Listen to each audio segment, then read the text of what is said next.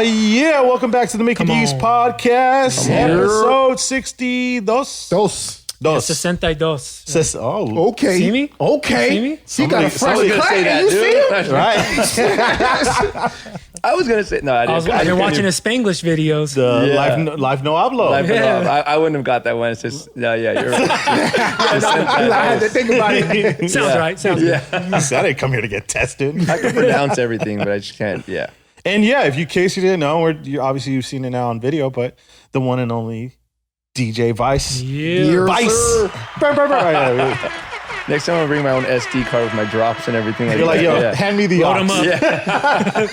Pass me the aux. I did this show a while back, right? The MikiDz show. Yeah. Right. Yeah, you were the DJ show. DJing. The DJing the showcase set with the... at the old spot. DJcity Studios. Yeah. Yes. That was a minute ago. I remember that show being very heavy about AM. Right.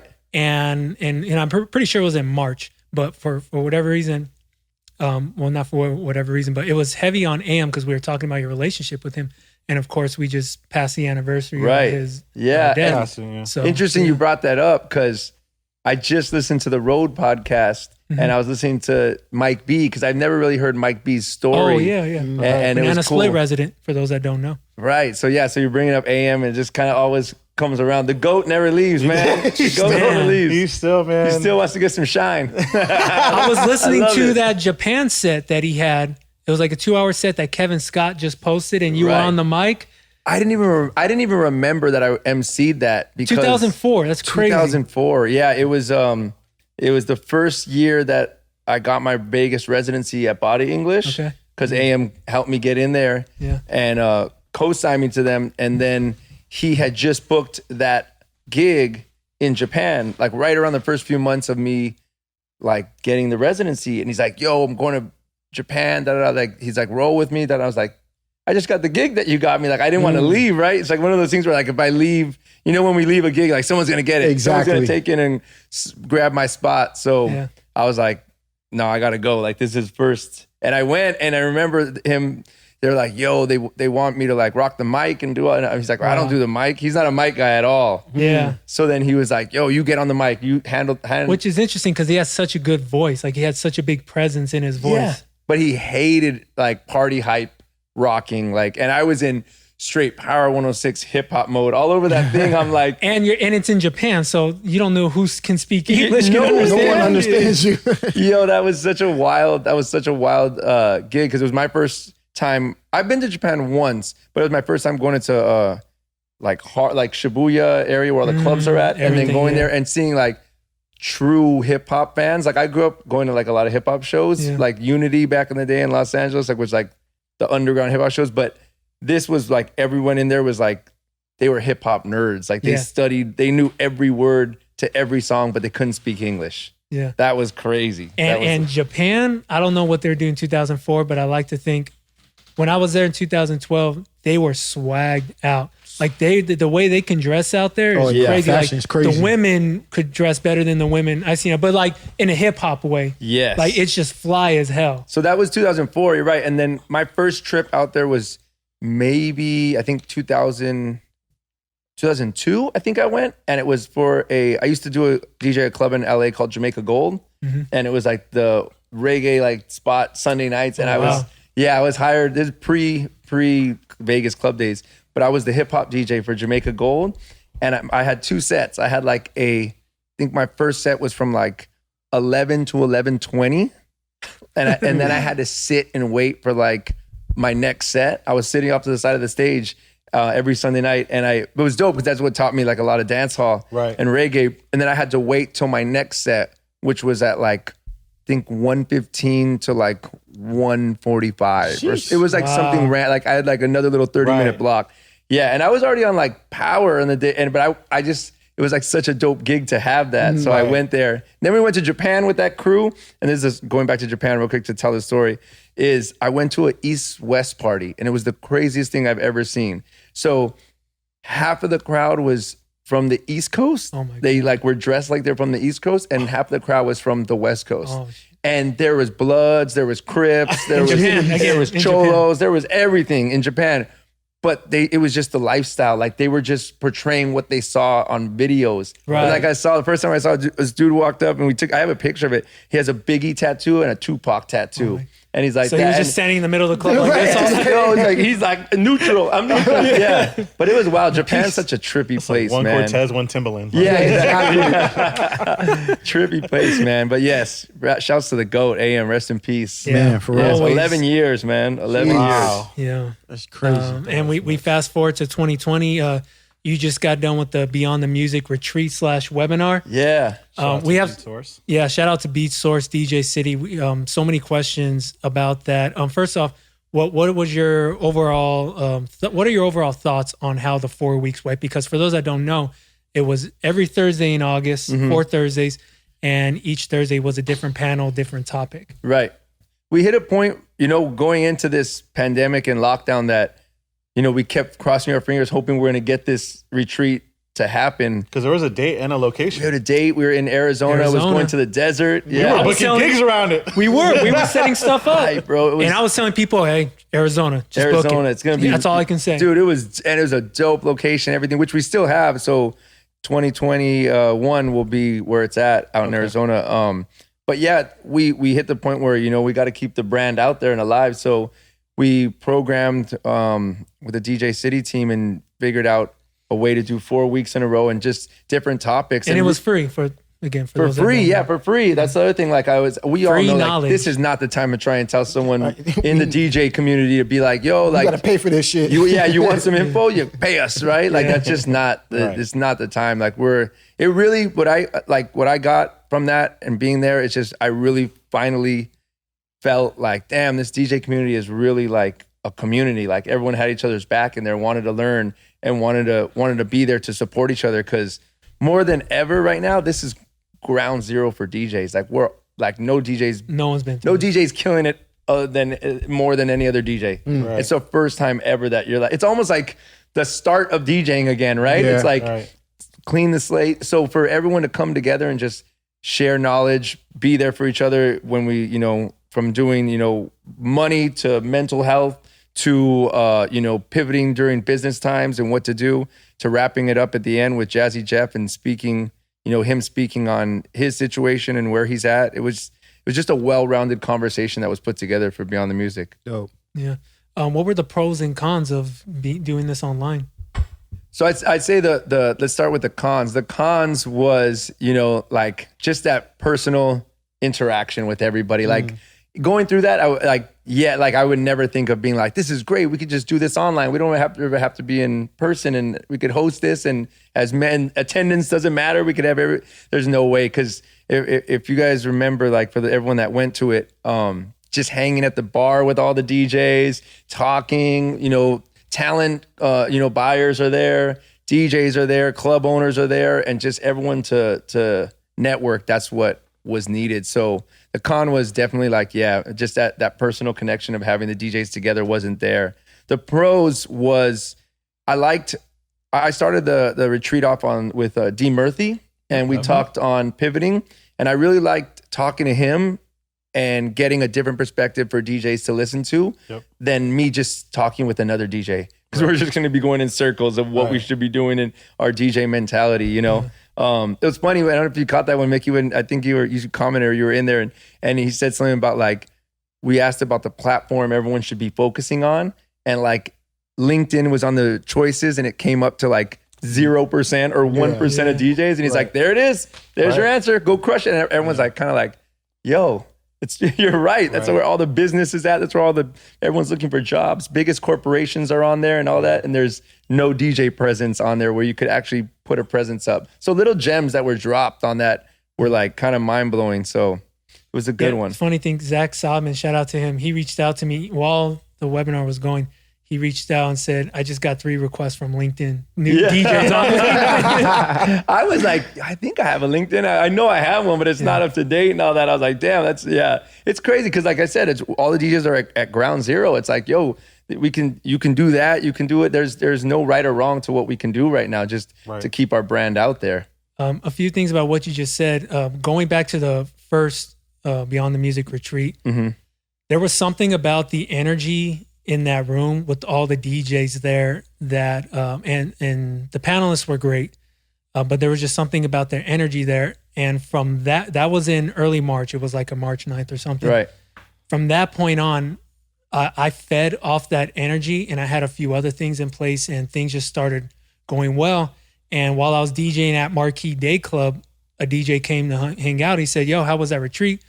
I told him it was awesome. It was great. You got to go to the next one. He said, "I noticed ever since that retreat, your bookings have gone up." Like, I said, "Dude, it's just like the mindset that it was inspiring. It was invigorating. Like we were all there to learn and help one another."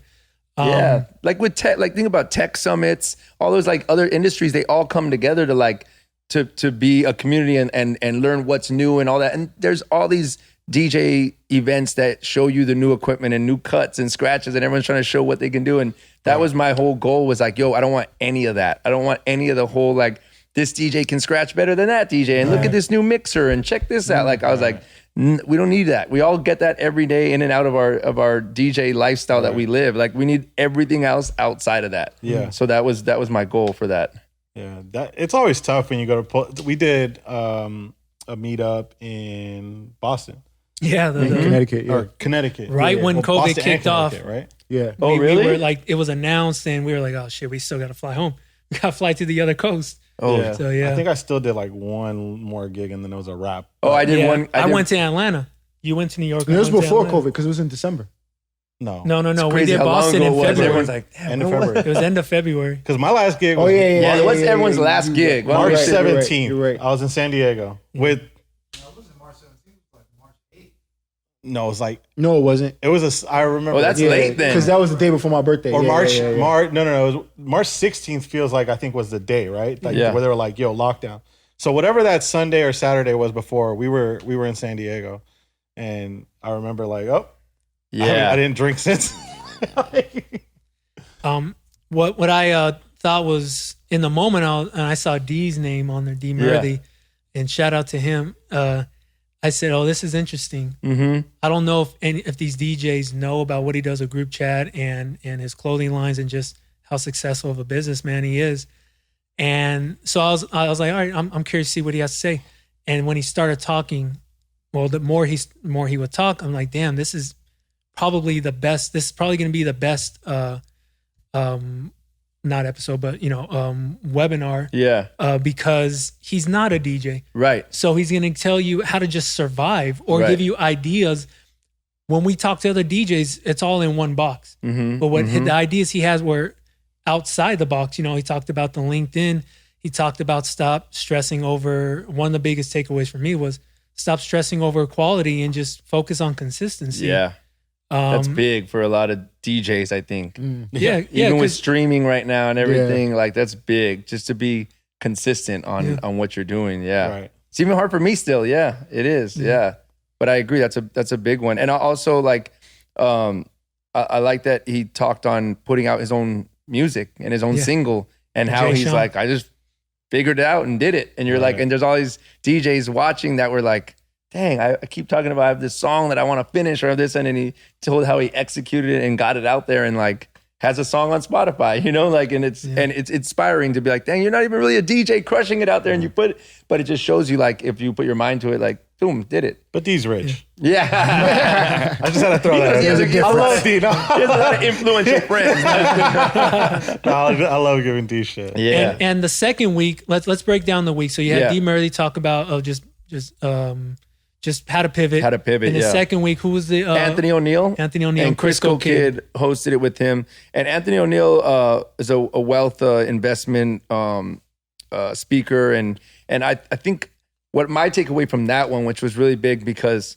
I think I would probably say for a lot of us, like just stressed about money, Right. And the fact that like, we went like Drake, 0 to 100? We went 100 to 0 real quick, right? We were like, the break stop for all of us. And 99.9% of my income is, DJing. That's like my breadwinner, right? So it's like, it's a big stop. And mentally, that's a lot of stress. With having 2 kids, having a wife, having the house and the mortgage, and all, like, so, but just listening to Anthony speak and just really emphasizing making sure the 4 walls were covered. And he spoke on those, like, you know, your shelter, your transportation, your food, and just the main things that can get you through each day. And just being like, as long as I have those right now, like, kind of take a breath, you know, right? And I have a roof over my head. There's food in front of me, like, because I kept thinking, like, I got really hard on myself in the first few months because I was like, man, I messed up. Like, I should have had another source of income that was really generous. So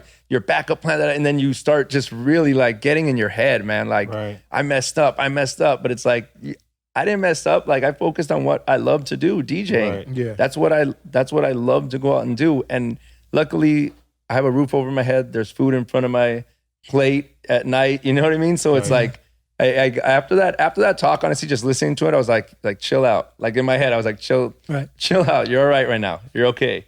So I took a lot away from that talk. And then that brought, and you're talking about just mentally just being stable. That brought us to A-Track and Dr.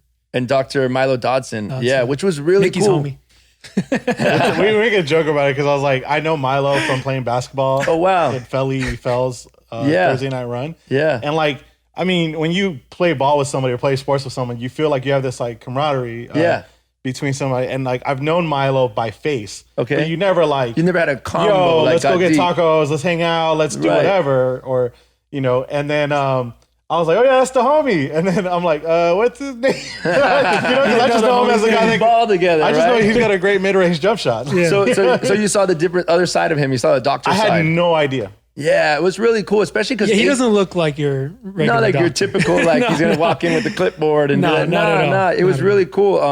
And A-Track and him had literally just met on the webinar. They met. We did an AV test, like an audio video test, right the day before, and talked for like maybe 10 minutes. So that was like just them going at it, like right open book, like an A-Track being open about everything, and just, you know, that haze. I feel like a lot of us have that. In these, like I was just talking about my own self, like in the first few months of going through COVID, and really even to this point, being this far in as DJs and being like, man, like when is work gonna come again? Right, when are we gonna get out of this? And then I started being like, I shouldn't feel like this because, you know, I have a roof over my head. I'm not supposed to be depressed. I have everything's good right now. I'm not supposed to have anxiety like or anything like this. But then, you know, you're supposed to. I think a lot of people are getting in their feelings. So to hear A-Track open up about it and have a doctor's perspective with him, and to think another GOAT like A-Track being like, nah, man, everything's good for him, and him being open about, you know, how much he's going through as well. So I think it humanized both you and him, because we see you guys as just like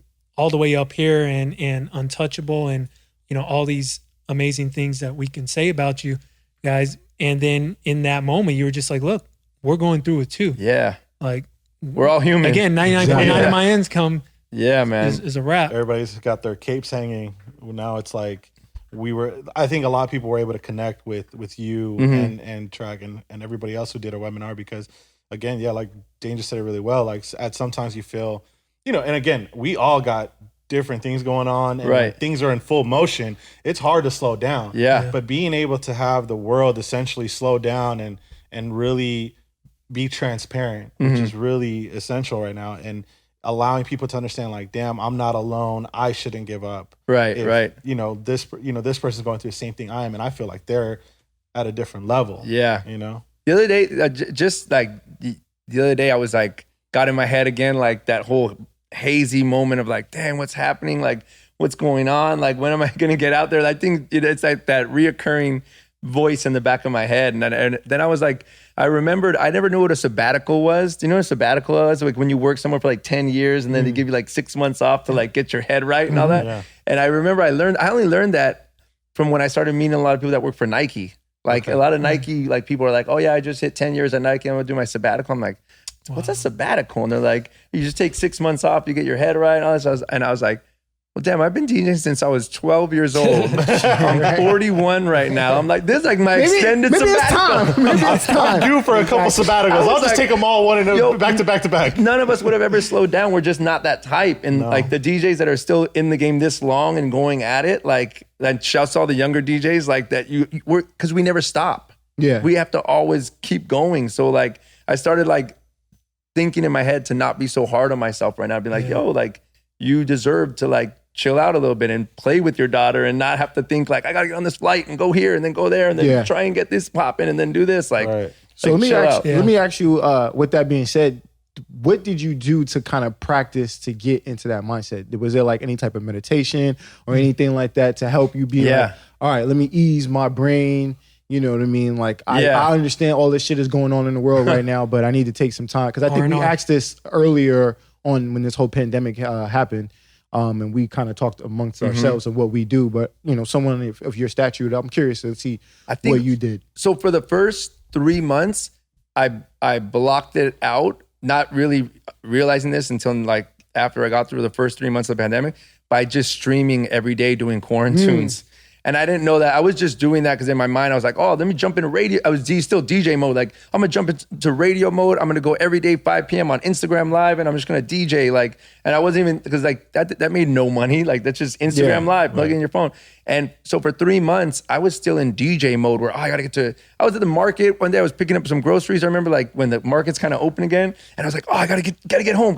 Like 5 o'clock's coming. Like, so it was still my brain was, I was just blocking out kind of what was happening in the world by just getting on and streaming every day, which I think still to this point right now, that's what streaming does for a lot of us. It lets us just let loose. But after that, and those 3 months of quarantunes, 5 p.m., Monday to Friday, I finally hit a point where I was like, this is too much, bro. I need to stop, like, and get off. And that's kind of really when I got in my head and got like really like messed up with just thinking like, what's gonna happen? And for myself, just having a daily routine of like running, because I'm a runner as much as I don't like to run, I still like it. It's a really weird love and hate relationship. Yeah. But I get out there and like clear my head and like just run 1 mile. I run 1 mile every day still. And I've been doing this for like, 1,000+ days. Did you run here? Oh no, you said you parked. I ran. Yeah, I wasn't going to run here. It's a nice neighborhood. Yeah. So a mile a day for 1,000 days thus far. Yeah, like I'm at a little bit over 1,000 right now. Woo. But that's the same way someone might be like, oh, I meditate every day. Yeah, absolutely. And it really, like I streamed last night and I drank by myself at the crib. Like, so today when I went running, there's a couple, I ran 2 miles and I'm going to be like. Anybody else want to drink? No? Just me? Anybody? More for me. So like I was, but like it's a way for me just to be like, all right, like at least I got a workout in and sweated it out and just let my head clear. And I tend to not listen to anything. I don't listen to music ever. Now, more than ever, this is when I know my age. Now I'm listening to like news when I go to run just to kind of be in the loop of what's going on. I listen to podcasts and I listen to like NPR. I listen to like this other thing called like Cheddar. It's like a little quick news blip for like 15 minutes. And I'll listen to that just so I know what's going on in the world. Right. And then I'll run with nothing and I'll just like clear my head. I just be like, let me clear my head. So it's really getting outside and running. That's what clears my head. Got you. I gotta give you some credit. When you did the mile a day with D, and then D, shout out to D Murthy, who's he's getting way too much love. But no, D tweeted out, I think when he started the mile a day challenge, like if you can't run or walk a mile, you can't do shit, and which is how he speaks sometimes. So when I read that, it like pushed me to say, you know what, fuck it. And I'll say, it was kind of like, fuck you, D. But then also my brother, my younger brother, kind of like instigated a little bit. And I was like, fuck it, I'm going to do this stupid 30-day challenge. Like I hate walking, I hate running. And I think my initial reaction to COVID was I had been preparing for an industry boxing fight. Oh, wow. And so I'd been training for that. And I was busting my ass. And then when they were like, it's canceled. We were a week away from it. And they're like, it's canceled. And I'm like, fuck, I've been dieting. I've been doing this. I'm like, fuck this. I'm going to eat whatever I want. And I'm going to just trash my body, whatever. And I did that for like 2 weeks. And then the mile a day challenge happened. And I was literally going home from here. And I just pulled over at the park and put on probably the worst shoes I could run in. And just kind of like jogged it. Tim's. No, NMDs without the insole. I could probably jog at some gyms. But I did it and then ended up doing the 30. Got to 56. I think at that point. Then you went to 56 days? Yeah. That's dope. I remember you had a real busy day and you were just like, no, it ain't. What happened was, I had to sleep here. Because of the looting. The looting. And I slept here. Yeah, that'll keep you here. And it was a rough week for us. Oh, yeah, doing that stuff. Somebody tweeted that they were targeting the store. I remember, yeah. And so all that stuff. So I wasn't that mentally really just pushed me over the edge. Like you said, like there's those days. And that was like the one where I was like, as much as I want to run outside, there was a curfew. And so then I was like, you know what? Like, I was going to start running around the court. But I have a question for you. What did you take away from it in those 50-something days? So accountability. Yeah. That whole old story of like, I think it's like a military practice where your bed has to be done before you leave. For me, it was a little bit opposite where I would literally race home to get to my running spot because the neighborhood I was at the time wasn't like the place to be running. Just all late night. So then I would get to my running spot and I was like, okay, at best, like if I don't want to kill my body, I'm doing like a 9.5 mile. And at the time I'm like 300 pounds when I started this, 305. Wow. And so I would have to get to my running spot by 11:50 because mentally I have to get this done today. Yeah, same as it has to be like today, midnight. When I finish my mile, when I see that last minute, and there was a couple where I like by 5 seconds, like on my Nike running app, like I'm like killing. I was telling these guys, I was like, I think we were talking shit about my mile. Maybe it was Joe. Rell is nice. But he said you did a 12-minute. He said I did a 12-minute mile. I said it took you 12 minutes. I was like, way to shame me. But one night when we were all just talking shit, I went over there and I ended up doing like 8:20. Damn, at 280. Mine was 8:47 today. Yeah, like, and I'm starting to, and that pushed me. But I started at 12 and a half minutes. Yeah, got all the way down to 8:20 was probably my best, and dropped 27, 30 pounds in the process. Damn, congrats, bro. Yeah, no, congrats. Thank you. No, that was part of what you guys did. No, you got to drop in there too. Hey, man, hey, you get some shot for being nice, bro. I appreciate it. I try to be nice when I can. I'm an asshole. But I had to give you your flowers because that even doing that and bringing it over and having everybody kind of practice. Shout out to Zach Sodman. He's still going. He tags me every single day. Who is it? Zach Sodman. Oh, yeah. Zach's still going. Yeah, you're right. He's still going. It's like day 100 something. It's just. I know people that meditate every day. Like, I have to wake up and meditate. My wife stretches every morning, and I'm like, I don't want to do that. Like you talking about boxing. Like, I don't ever want to go to a boxing class. I went to one and I was almost throwing up, and I was like, so that scares me more. Was it than Rumble? Was that? Was it Rumble? No, it was in like Vegas. Someone's like, we got to go to this boxing class. Oh wait, in Vegas, what'd you do the night before? Dude, I was drinking. Yes. But like, that's the best kind of workout. If you drinking the night before. But I remember that was like the workout where I was like, only 2 times working out, I almost like threw up. Was a boxing class and a CrossFit class. So like I was like, yo, I'm good. I did CrossFit for a while, but I got out of that. I was like, nah, I'm not trying to. I just want to get out there, break a little sweat, and somewhat keep my weight in order right now. We're gonna open a boxing gym eventually. I want to do a boxing club in the neighborhood. Yeah, this neighborhood. So when we open it, you got to do your second boxing. I'm down. Yeah, it won't be as, but I won't drink the night before. Then right. There you go. Gotta help you a little bit. Yeah, no, for sure.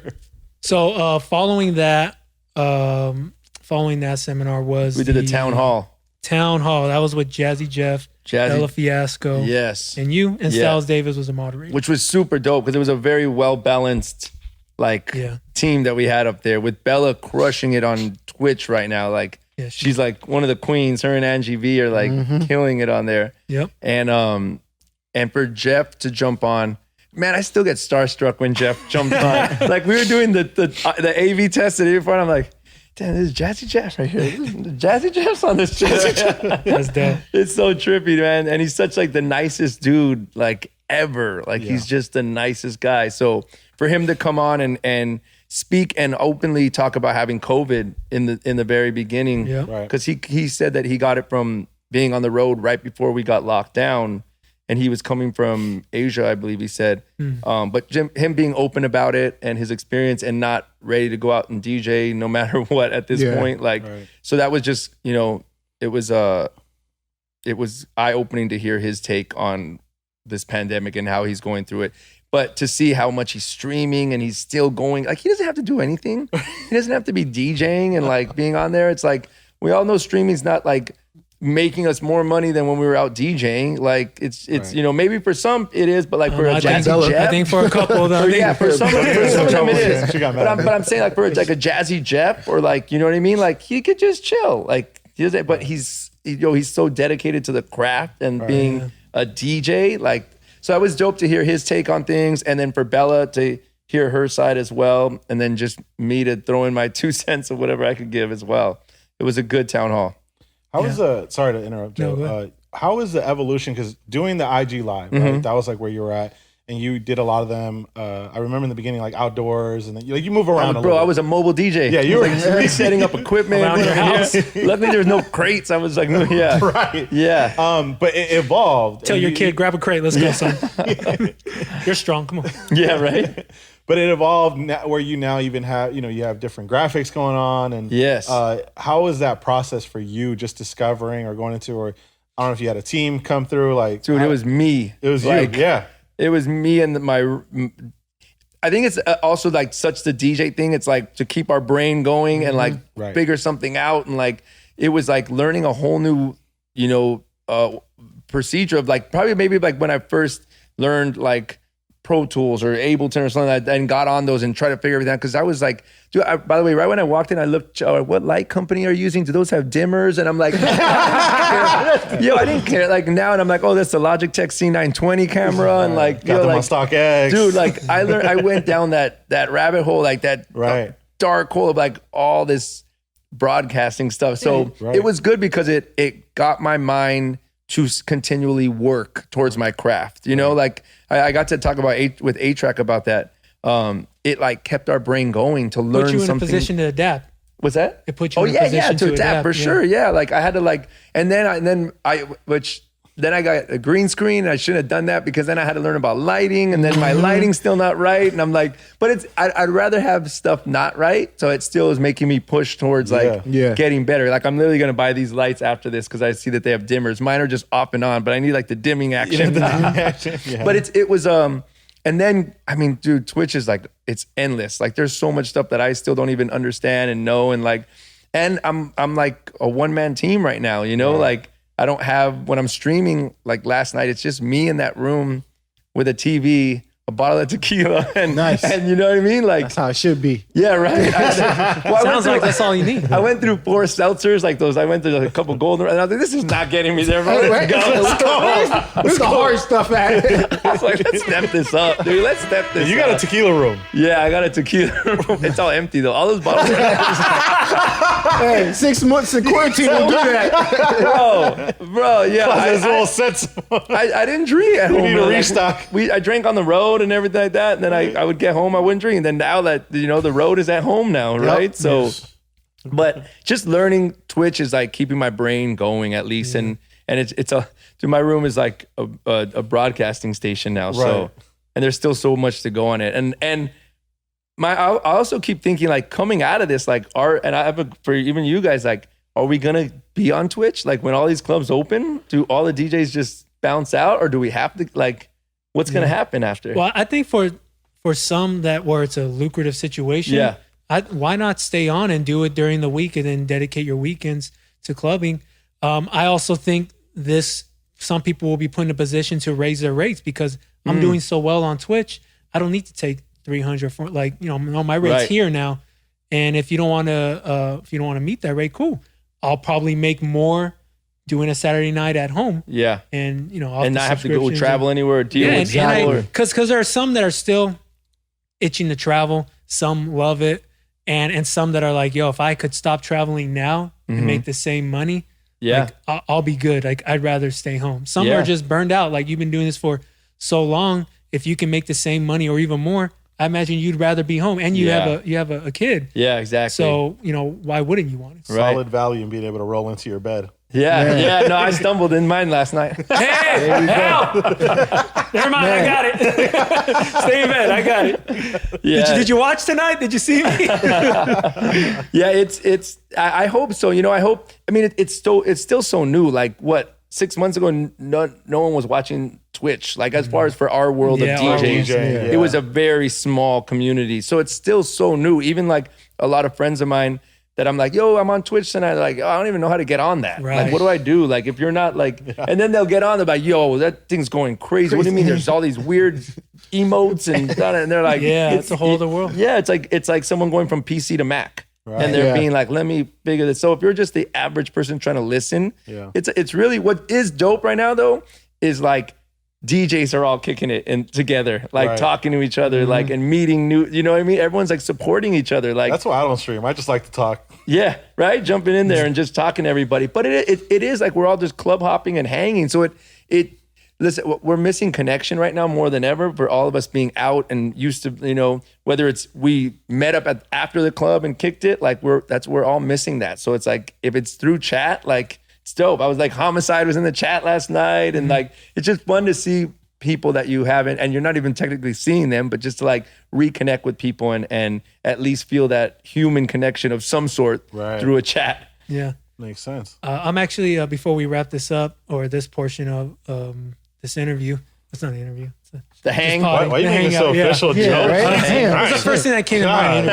No, but before we wrap this up, I was curious to know what the attendance was for each week. Yeah. I think the first week you guys had 500 slots and they were sold out. Right, it was sold out, and then you realize people forget and they don't come up. So we were always averaging around like 150, 200 people in there, and then the Jazzy Jeff one, of course, like on the end, a lot of people were jumping on that, so it hit like I think it was over like 300 somewhere in there. Wow. So so I'm very transparent. I'm not gonna be like, yo, 500 people. Yeah, dude, it's there was a line around the block. Yeah, line around the block. Exactly. Yeah. But yeah, you know what? It's interesting because it's like, dude, that's like for me being a DJ on like all of us, like that's free. That was free information given. Like.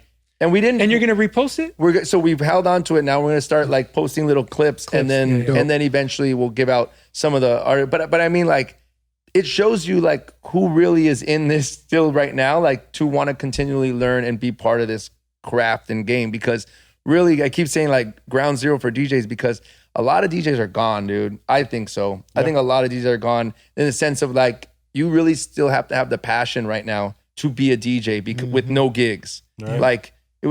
Whether even if you're not on streaming, but just to continually learn and be there and listen to other DJs or hear someone outside, like you're saying, like D Murphy's not a DJ, but to be open-minded to sit there and be like, maybe I'll learn one thing out of this talk for my skill and my craft, and I can apply it to my job, you know? Well, Rell said a few months ago on this podcast, this is going to weed out a lot of people that just aren't here for the craft. They're here for the quick money. The celebrity DJ's gone, bro. Gone. That celebrity DJ title is no more. No one cares. Because no one cares after this. Yeah. And I also feel like coming out of this, it's going to come back to true DJs of like what we've all done, open format, and be able to just play to a party. I don't think technically, like for me being in Vegas this long, since 2004, like Vegas is going to change. I truly believe that people are just going to go there because they want to fucking party and have a good time with each other. Yeah. Like I've never been a fan of like, yo, everybody watch me. I'm up here DJing. Everybody stand there and put your arms up and like that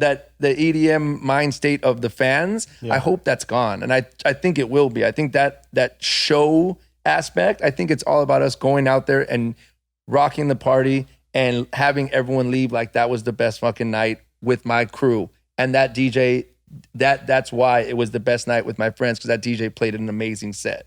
Well, you know what I mean? That's a great transition, because we were going to ask you about Vegas, and you said a lot there, but I'm curious to know, because Vegas is known for the bottle popping experience as well.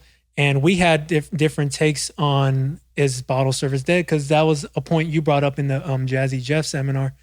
And I said, probably for the exception of some of the bigger cities, LA, New York, etc. I think that everything's going to go back to being a focused dance floor. It's hard. The LA experience and New York experience, you always feel like it's an exclusive experience. So I don't see that going anywhere. And the spenders will come out to show out and ball out for those unique parties, or for the poppies on Fridays, or bootsies and whatever.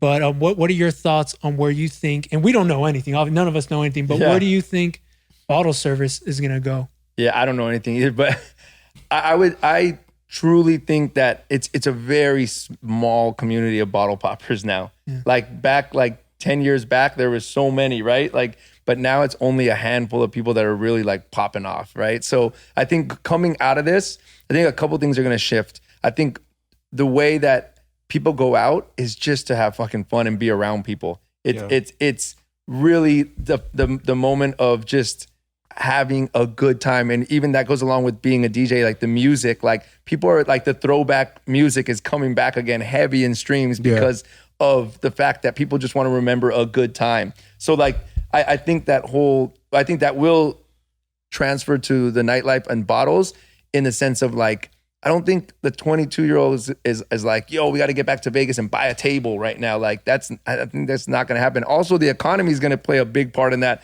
a lot of people don't have jobs coming out of this, and that people aren't going to have the money to go buy tables and bottles. So if that lowers the amount of bottle poppers, then I think tables are going to be very minimal in a sense of, maybe there's those 4 tables that are like, yo, if you want those like the thrones, like on the dance floor. But other than that, it's like just people going out to drink and have a good time. And I also like had a conversation with someone else in Vegas and saying like, kind of like this, like, I don't want to say sports bars, but the more to your venue, like instead of just the dance floor and this, like my son's 22, so I pick his brain a lot. Like it doesn't appeal to him to go to a club and sit down at a table and have bottles there. Like it's just not his thing. He's like, what is that? Like it doesn't even appeal to him, right? So like, but if there's other things like which we see, like, there's a hoop, there's somewhere you can go shoot around with your friends, but you're still back to the party. And like, I don't want to say we're going to become sports bar DJs,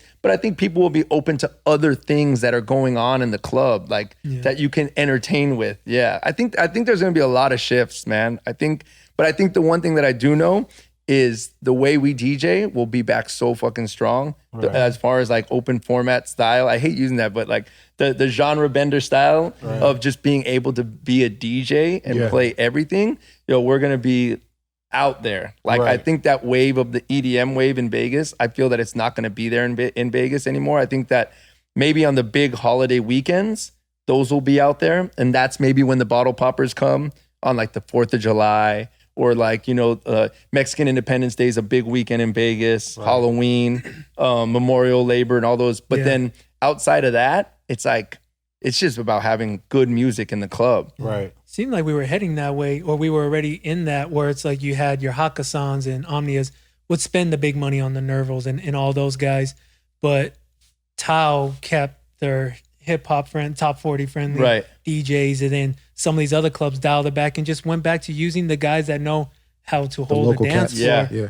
But that was refreshing to see. It's like, yo, like it's our time to get back into this. Right. And because I feel like every buyer I talked to out there was like, the booking the $10,000 EDM guy who had one hit that people probably don't know, at least the people that come to Vegas from from the Midwest and wherever they're coming from. Virginia. They don't know that Nebraska. song. They don't know this guy. Yeah. So it's a flex to some degree, but and that tears down, right? So like if you're not booking the big time contract DJ that you have, in whatever world, or the artist, right? Yeah. And then now you're booking someone that's not costing you as much, there should be a reflection of maybe in more affordable sections and being able to get more bees, to the hive or whatever. Yeah. So who knows where it goes? And I think just on that same note, like I think guys are going to get booked more for their personality versus like the label, right? Yes. Because a lot of people, I mean, shit, you could probably be at Tao and be like, there's a poll, go on your phone. You could add, you could interact with people more, and it seems like it's more welcoming versus the, kind of like, oh, I can't even reach this person, right? Like they're. Yeah, I mean, when I first started in Vegas at Body English, it was like our DJ name was at the very bottom right corner of the flyer, if we could fight enough to get it on there. Like AM had the title, but like all of us are trying to just get even our name, or the flyers would come out, there wouldn't even be DJs' names and stuff like that.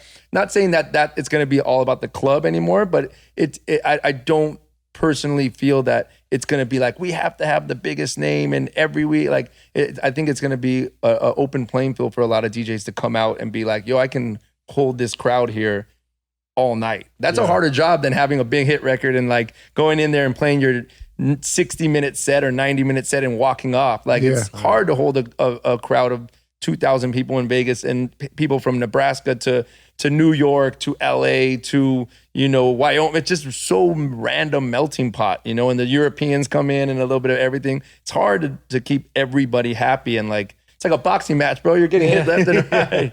It's crazy. But I think that's why, you know, the DJs will truly shine after this, coming out of this. Has any Vegas bookers reached out to you? No, nothing's honestly like nothing. I've only had one gig this whole pandemic. You did an outdoor thing? No, I did 2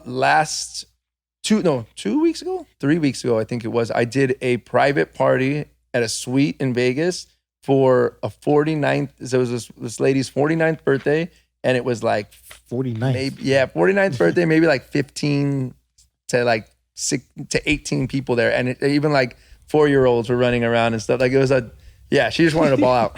She was like for 49, she's like, I'm not gonna wait till 50. I'm gonna do it now. Like, let's go. And I may not see 50 the way the world's going. She went. Yeah, who knows, right? Between COVID and the riot and looting and all this, we may not get there. But it was. Honestly, I was actually like a little nervous at first. I hadn't DJ'd in front of people for so long. What are your requirements now that some opportunities are coming up for DJs? Like Bella says she did an outdoor thing. Yeah. Jazzy Jeff said he drove up to the booth, did his thing, got out, or hopped back in his car and got out of there. Wow, yeah. So what are your safety requirements? So mine was, they said, I mean, all staff had to wear masks the whole time, and they told me it was a family party as well. And then they were like, by the way, the place they had it at was super strict. My friend that opened up for me had to like leave because of the head count. So like he opened up and then he's like, I can't even hang here. I have to leave because the head count is so small and tight. And it was literally like 15 people in there. Like at the peak of the party, I had like 12 people dancing.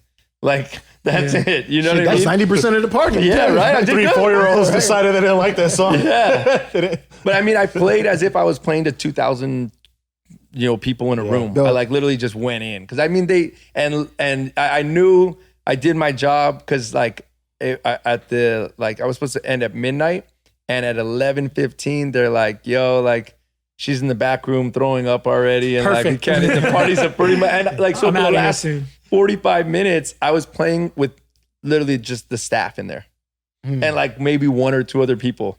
And I literally just kept. I mean, they paid me, so I'm not going to be like, oh, she's not even here. Well, I'm out of here. Like I literally played for like 2 people in there, and then the staff that was just where the bartender was just like, but everyone was loving it because they haven't been around music and out. You know what I mean? Right. I was like 10 shots in too, so I was just You're like juggling. Just leave the bottle. Yeah. Just leave the bottle. Yeah. I was just doing shout outs to myself. Let me see your emotes.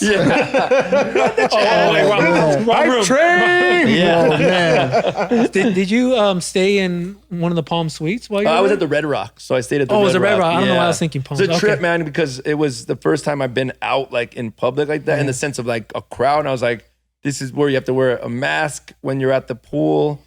And if you go into the water, you could take the mask off. But literally right when you're like stepping out, like on the way back, there's people walking around with masks in boxes. And they're like, here you go, like security. So they're like making you so if you're like laying on your day bed and chilling, like you have to have a mask on. That's crazy. Like you only can take it down when you take a bite and stuff like that, like or a drink, and you're supposed to put your mask back up. It's a different world. I was about to say, I was standing in the sun one day wearing a mask. And I said, man, if I stay out here long enough, I'm gonna get a nice little tan line. Look nasty. Like, what's wrong with you? You got the Homer Simpson thing going. Right.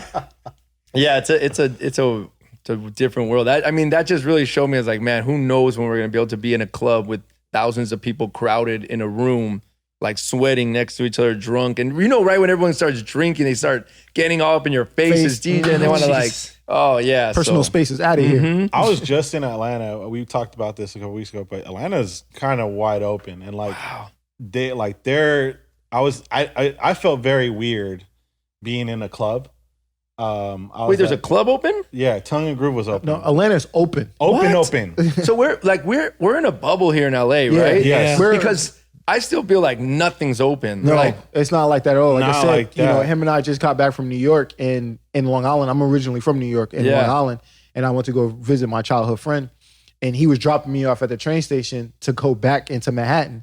And I said, what are you guys getting ready to get into? Him and his brother. He said, we're going to go hit a bar. I said, it's open? He was like, yeah, everything is open out here. Like, and I was like, wow, okay, man. And I was just, but it wasn't like that in Manhattan. Yeah. It's still, everything's outdoor seating, obviously in the city. Like, so Wow. we are in a bubble here in LA. In Vegas, that was the first time, this was just 2 weeks ago, that I've ate at a restaurant indoors since March. Right. That was the first time. And I was like looking around like, this is weird. We were indoors in a restaurant. Like, and I'm like, this is wild. Where we wear your mask, walk in, sit at the table. You can only have 6 people at the table. Yep. Yeah. No more than 6 people. Like, but it was the first time I've ever ate indoors. So like LA is we're really pretty sure I was the only person wearing a mask in the club. going in anywhere. In the club, I wore it, and now that I really like was reflecting on it, I think EU just put on his just to like make me feel better. Oh, what Shouts a guy! to EU. What a guy! Yeah, shout out to EU, such a nice guy. But like we walked in, and I put on my mask out of like just reflex. Like it's just like, Wait, you don't have to wear a mask in the club? dude, nobody inside was wearing a mask. Like, and I was just like, this is weird. And I would like, I'd have my mask on, took a shot. All right, take off the mask, take a shot, put the mask on. Some guy walks up to me like, hey man, how you doing? And he's like, oh man, I just gotta I gotta let it out, let it breathe a little bit. And I'm like, what? Wow. Like, I mean, it's tough. Like it's different because everyone's situation is different. I'm at home with a wife, with a kid. Yeah. I still sometimes see my parents. Well, even though I distance, and I'm like, I'm not personally scared. Like, I'm gonna get it, and it's gonna if I get it, I get it. But I'm just saying, like, it's everyone's situation is different. Like, so I understand. Like, if you're like young, you're single, you're ready to go party, like live on your own. Like, it's there's different. no You're like, other what? The responsibility. survival rate is this, and I'm gonna, so it's like. It's why it's So, but LA, I mean, we're still like very behind. Yeah. Oh yeah, no. We're very behind out here right now. No, Yeah, it's well, different. I don't know if that's a good thing or a bad thing, but we're definitely. But I do see a lot of things closing in LA, which scares me. Like I lot of live businesses I live closing. close by here, and on my little street, all the little shops, like one after another is like Yeah, shutting starting down, to close shutting down. down. for lease. So yeah, man. Yeah. Yeah. Before we get into Twitching with Rell, of course, fan favorite segment. Absolutely. I'm in. I wanted to ask you. We had Angie V on the pod a few episodes ago, and she talked about joining OnlyFans for all her music and just her content. Is that something you looked into, or I got considered? a call from someone from there as well that was working with like the marketing and all that, and they talked to me. And at first, I'm like, "Are you crazy?" That's everyone's thing, right? Because Not ready to take your shirt off? Come on, man. Right? but I mean, right now Spicy, I was vicey. like, what do I have mixes? And I'm like, I don't really want to charge people for mixes. I could just put them up as podcasts. Yeah. And then I was like, well, I'm not really in shape, so I can't flex on them. And That'd be your motivation right there. Like, so I mean, I was like, I don't really like personally have anything unless I want to open up and show my life behind like my family life and doing all that, but I don't really care to give everybody a glimpse in that. Like, Right. so I really personally, I don't have anything. I don't think I'm at a place where like I can give something out where people should be paying me that every month. You know what I mean? Yeah. So I it's just not something. But I think it's so smart for the people that are like for Angie to be on it. Yeah. Hell yeah. Like, dude, there's big money people are making on that thing. Even some of the fitness instructors they told me about, and like cooking and all this stuff. Like, yeah, man, if you can get it, go get it. I just personally don't feel I have something that I can give out. And unless people want to, on that mile a day, I can go live or something and everyone has to run with me for 1 mile. There you go. Something, right? Yeah. Yeah, but as of now, there is no OnlyFans for Vice. Not If yet. it is, it's a fake account. Those abs aren't my ass. And you owe me my cut. Yeah, Exactly. Yeah, so I recently launched my OnlyFans today. Okay, tell me about it. Yeah, so That's why he got the guns out. Yeah, but he's always been in shape, so he's good. Yeah. well, they're gonna if I'm gonna make some serious money, they're gonna want to see more than guns. But I'm not here for all that. Yeah. Just to be clear, Wait, that's why you wore the jersey. I just got the jersey. This is my guy. Okay. And rest in peace, John Thompson. Yeah, man. Thompson. Man, I mean, that's when I saw his jersey, I thought of him. That arrived Absolutely. quickly. They did good. So I felt a little inspirational push from Angie. And the funny thing is, 5 months ago, we brought this up as a fun topic, saying, of course, we poked fun at the women doing what they're doing, and how it's a lucrative situation for them. With all due respect. With all due respect, get that Respectfully. money. Who are we? I agree. But then we propose a question: what can DJs do? And it's like, oh well, to everything that you mentioned. There's mixes, and even if you're a producer, they can get it anywhere. And and so it was like selling ice to an Eskimo. basically. And after we had Angie on, it something about what she was saying just kind of like, and just something inside was just like, and also combined with what D said on in your webinar. DJs aren't there. If DJs aren't there, be there. And I feel like I listened to enough of group chat, and all those guys are incredibly intelligent, and the foresight and what they like, the future, you know, they say a lot of very rich and compelling and interesting things about what's to come. Listen to them talking about it, and just listen to different things. It's like, I get it on the surface. It is what it is, the stigma. That's what people see it as. But at some point, we're all going to mature and grow up and get out of that, of putting it in that lens. Mm-hmm.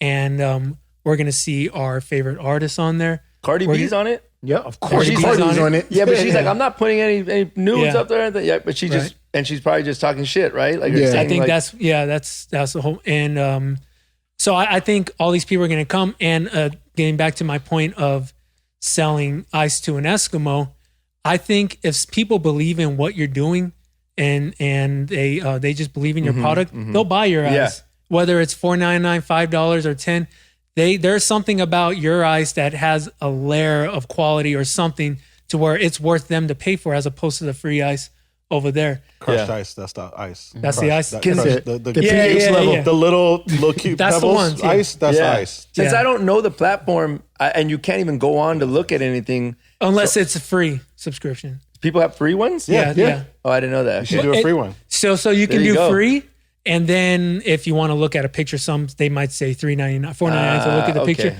But so I might sign up for you after this. Look, the way you were on Tesla, I was on OnlyFans. But it was because I was studying it. This is gonna sound stupid anyway, but I was really studying it for another project / company that I'm working on. Okay. And so doing a lot of research, like I brought it up to the guys I love it. on the podcast, and we were making so much fun of it. And I was just telling Joe, because he's the good looking fit guy, right? Like I even the cover of the podcast was a mocked up profile of OnlyFans. And this was months ago. Wow. Yeah. And it's funny. Yeah. And then finally we got to the point where he actually did it. So I hit up Mike, and it's like, and you know, Mike and I are so close, and by that I mean we're at each other's throats sometimes. And I feel like if I can have this conversation with Mike and say, hey, I'm here to listen to you, just hear me out, but what do you think about this? And he gave me his honest feedback, and that's really all I needed to hear. You know, I talked to Zach Salmon about it, Jason Weiss, Montone. I said, Rell, I'm going on OnlyFans. What do you think I should do? And so, you know, we brought up exclusive mixes for that site. The remixes, I'm scaling back. I'm not pulling my remixes out, but I'm not going to post my remixes on any record pulls anymore, because I feel like they're of quality, whether you're opening with them or in the heat of the night. I think highly of my production and what I'm doing. And I feel like putting it in the pools and putting it wherever, I'm just throwing it in a cattle of other remixes. So it's like your true fans that'll come and be like the not only that, but I also remember the days of digging for vinyl, and you were digging for that one that nobody had, or hitting the 2009, hitting the blogs for the latest EDM underground, and then the Dead Mouse, the laid back give this to anybody. Yeah, and you're just like, and I mean, there's like, I got Turbulence, and I wouldn't give it to Mickey. Yeah. We had to fight him for that. Oh damn, I remember that. Remember that? You had it. Red Foo had it, and like to my knowledge, two other guys had it. I forgot about that. That's probably the last record that was like don't give it away. Yeah. Yep. So you're like, I won't. So I feel like, because I think so highly of my remixes, I feel like in theory, this sounds good to me, but I feel like the guys that download will say, I'm going to play this because I know chances are no one's going to have this, or 20 guys or whatever, all but a handful of guys will have this. So I might be more inclined to play it. Yeah. And if it comes up, oh yeah, that's the Dainjazone shit or whatever. Like, again, in theory, in a perfect world, it sounds good.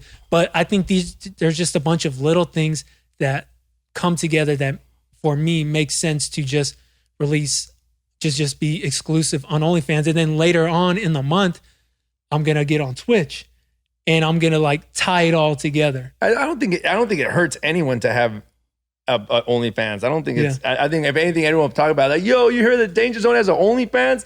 Yo, That's someone just gonna talked about attract you. me, exactly. Yeah. Someone put it out there, and someone free promo. And someone asked me, how's the response been? I said, there's the playful banter. Yeah. And then there's guys that see it and get it. Yeah. The forward thinkers, I like to think of them as. Yeah, no, I agree. But yeah, I think at some point we're all gonna say, wait, let me create my own platform. Right. Let me create something for me that and see and create a real fan base, because when you post on Instagram and all these social media platforms, you can get lost in the sauce. Sure, you have people there for you, but they may not really read your tweet or your text or your whatever your caption is under your picture and just double, like I want to engage with people. I want to connect with people. And if they think it's of value to them, you get a mix out of it. Is that what Discord is? No, Discord. That's a distribution. It's a forum group messaging. So, okay, but Discord's different because Discord's just free and you can sign up. OnlyFans, people can pay for downloads of stuff. Okay, so OnlyFans is a subscription service with a profile to that person.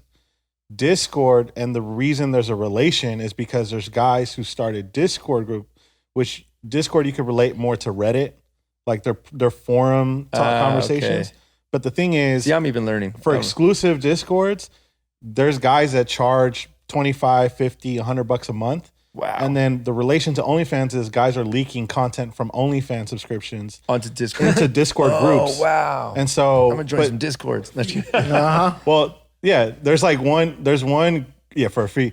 But there's one group that is charging $50 a month, and they have over 1,500 OnlyFans accounts content. And they can't stop. They haven't stopped them. It's like because it's a private group. It's hard to you have to get invited in. Like other guys are using it for like stock tips. Yo, dude, everyone calls me with just stock. And I'm like, I know. I get it. I know. Yeah, I mean, somebody with a good track record. I just learned about basketball cards are hype because you guys were putting that with Dre Sinatra, the video, and I was like, Dre's in heavy, and he's put in a good amount of money, and he's making some good bread. You know what? It's just we all have a lot more time to be on the web, so like OnlyFans makes sense right now. There's a lot more people searching for stuff and doing things right now. Discords and all those. Like if we were on our daily routine of going there and traveling and your store's wide open and people here, you just don't have that time to put there. Yeah. So right now, if any time, it's the time to be on 100%. Now's the time to launch it. And you know what? I make my own remixes regardless for my globalization. My weekly show. So it's not like I'm putting out extra time to post on OnlyFans. The only extra time I'm putting into OnlyFans is making a mix. And chances are I'm going to enjoy making the mix because like my first launch today was an Awa remix and a 2000s hip hop and R&B mix. Let me get that. I got you. Let me get the promo code. Just direct Let me get the promo code. Discount. If not, it'll end up on Discord. I still have to make a mix tonight, but you're right. Like I make it and I put it up for, I do a Sirius XM radio show on BPM still. So I do that every Saturday night still. Shoot. I've been doing that, that's like 5-6 years I've been doing Saturday nights. But I literally just make it, upload it, they play it on BPM, and then I'll throw it on like Mixcloud or something like that. But you're right. Like I could take that and be like, yo, you want this mix? It's exclusive, here it is, or something. Or like, like a lot of times, even on streams, everyone's like, I hope you're recording this. And I'm like, why would I record this when I'm shouting out J92XYZ is in the house? Who's trying to listen to that shit? Yo, thanks for the sub. What's the hardest thing about streaming is trying to read people's names. I was like, the fuck is that name? Jams, what the? Is this your same name on OnlyFans? Everyone just make an easy screen name on Twitch that DJs can shout out instead of like this. Right. And here's the thing. Angie V was saying, a long time ago, DJs got in trouble for selling mixes. Well, I'm not selling mixes directly, right? I'm selling the subscription, and within that subscription, you get a mix. You get the mix. There was something else you said about it making the mixes exclusive. I can't remember. But even on Twitch, it's illegal what we're doing. I'll say it like you're streaming copywritten music. But Jeff Bezos was asked on Congress.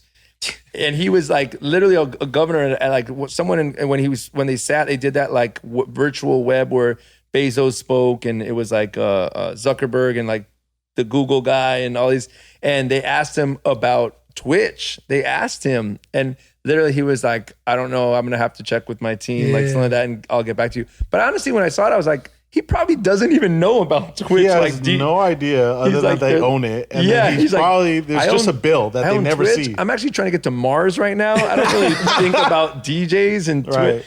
They were just talking about streaming music, you know what I mean? But yeah, I mean, listen, if I think if any time right now is if you can get money somewhere grinding like as a DJ and do it. Like, well, and that's one last thing before we get to Twitch and Rell. I think for DJs, I think for anyone outside of men or women that are posting news or doing porn shit, if you're doing this for the money, allegedly, I think that's the wrong way to go about it. You're gonna make some money, and you'll probably get a nice, enough money for gas and food and whatever. Mm-hmm. But I think if you're going into this trying to make a killing, I don't think that's the right attitude. At some point, what's not the right attitude? Sorry. To just go in just to make money. Well, my whole thing is 2 million. My whole thing is just build a community of people that are fans of what you're doing and that share the same interests. And then as you build that, everything else will kind of fall in place. Right? At least that's how I view it. Start with your why, right, Mike? Yeah. It's another job. But just like everything, it's another job. Like it's another like you actually have to work at it to make that money. Absolutely. Consistency over quality. Like what you're giving that it's so maybe it's just that I don't want to have another like place to be on. I gotta put all this yeah. So maybe you can have someone load it up for you, like just send me those mixes, I'll take care of it. Hype up my OnlyFans. I don't know, I'll be ready. But who knows, you know what I mean? We don't know how long we're gonna be in this, and this is the time to venture out and try different things. Like with being on Twitch, at first I was like, man, I'll just stick to Instagram. Like this is easy. I can plug in my phone and I'm on. And then I was like, whoa, I have to learn so much to get onto Twitch. And then it can be daunting. Yeah. It's like but as just kind of tying it back in is that as long as my brain is continually working towards my craft, it's keeping me sane at this time as well. Because we've been DJing for so long that if it's putting the time into I got to go make this mix exclusive for OnlyFans, you're still practicing your craft. Absolutely. To make that mix. I practice my cuts because I'm so focused on other things. I practice my cuts during my mixes.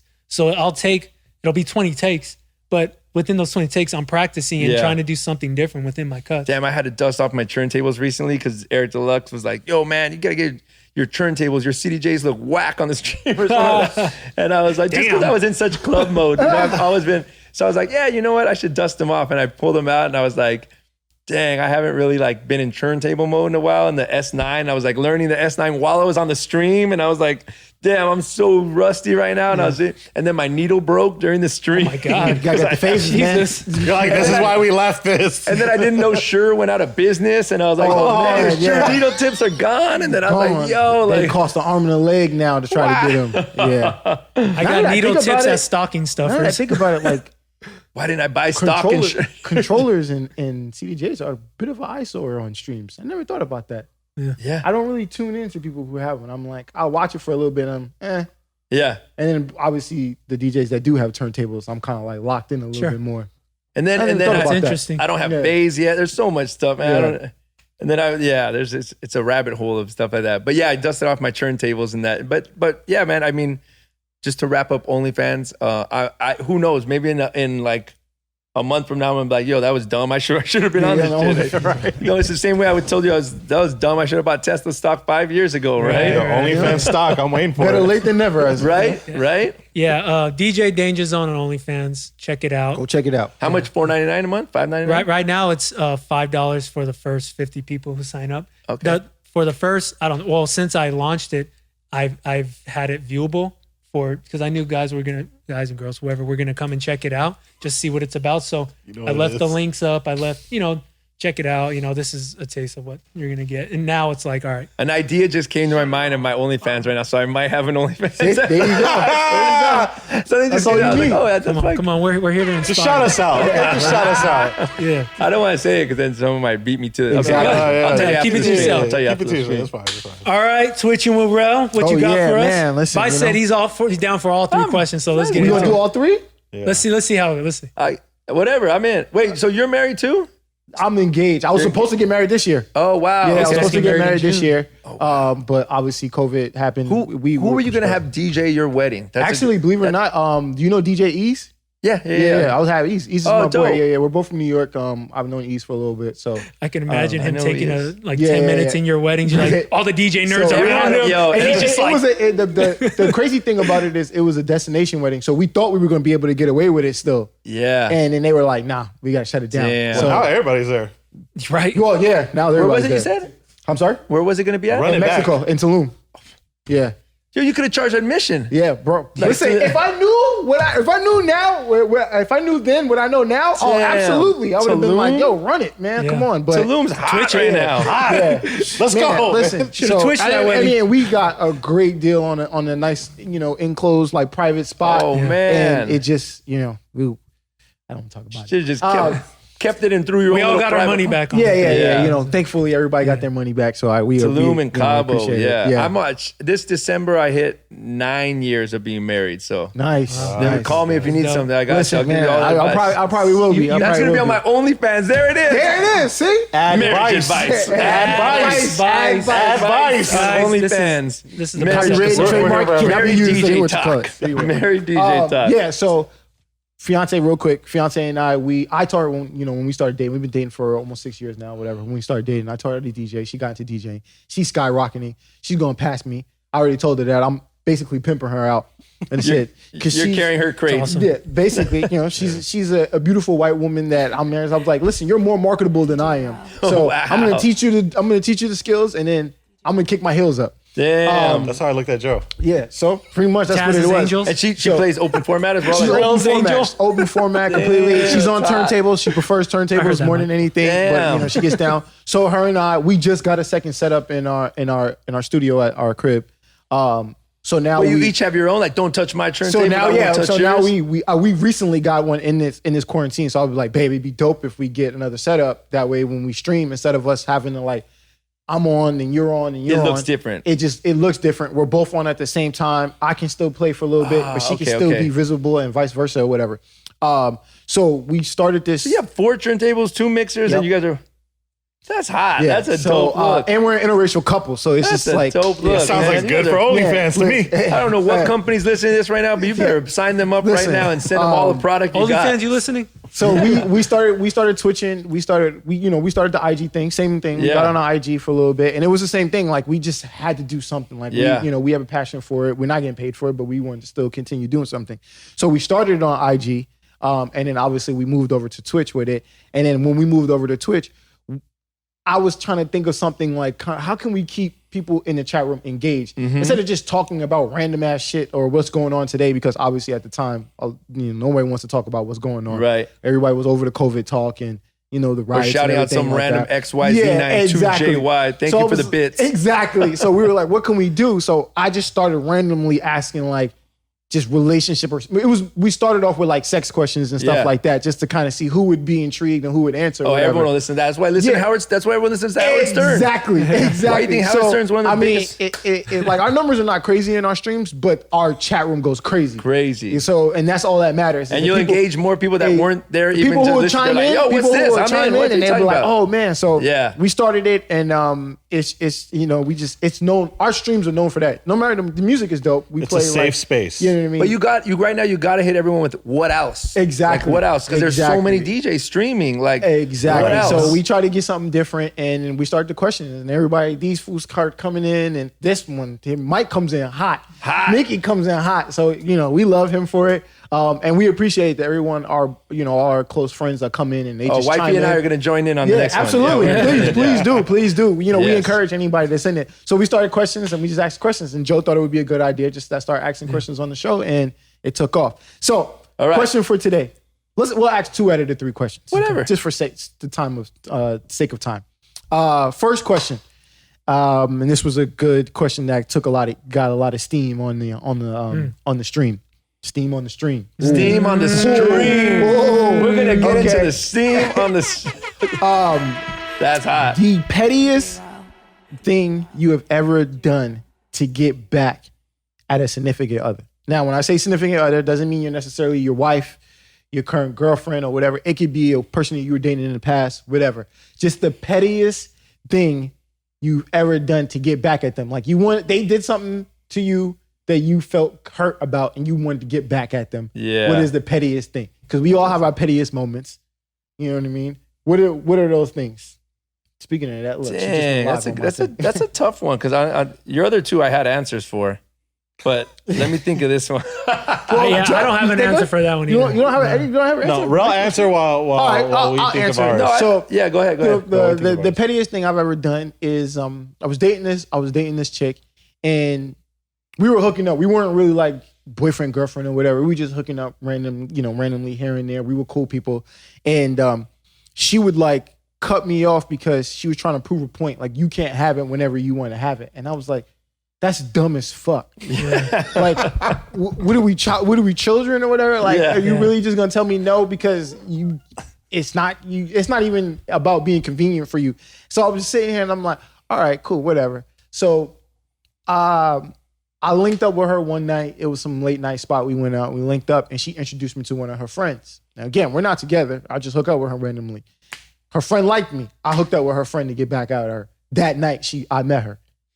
So I was like, "Well, damn, Rell." Yeah, well, I was like, "You move quick." You work fast. And it wasn't more. It was more just like, all right, cool. You know what? You wanna play games? No. That's your friend doesn't. So that I can co-sign that because that happened to me as well. So it was like this girl that I was hooking up with, but it was like we were just cool. It was just like this, right. And it was just consensual and it was chill. Exactly. She introduced me to her friend, and her friend was cool too. and I didn't tell her, but I mean, like I didn't tell her either. Yeah, exactly. I didn't tell her either. So I guess I never really and I didn't have a reason to get back at her. But I mean.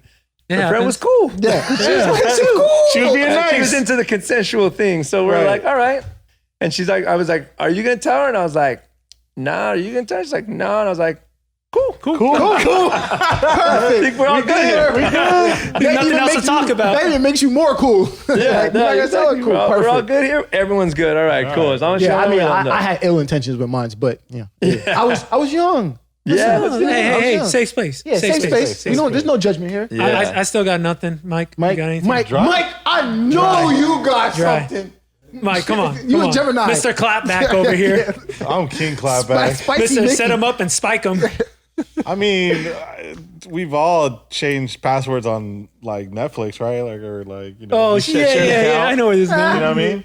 Or if that's the pettiest you can get. I mean, or it's a fun story. It's change the username to say, that she ain't shit or something. Username, I don't know. Damn, yeah. Joe, you still got nothing for us? I don't, man.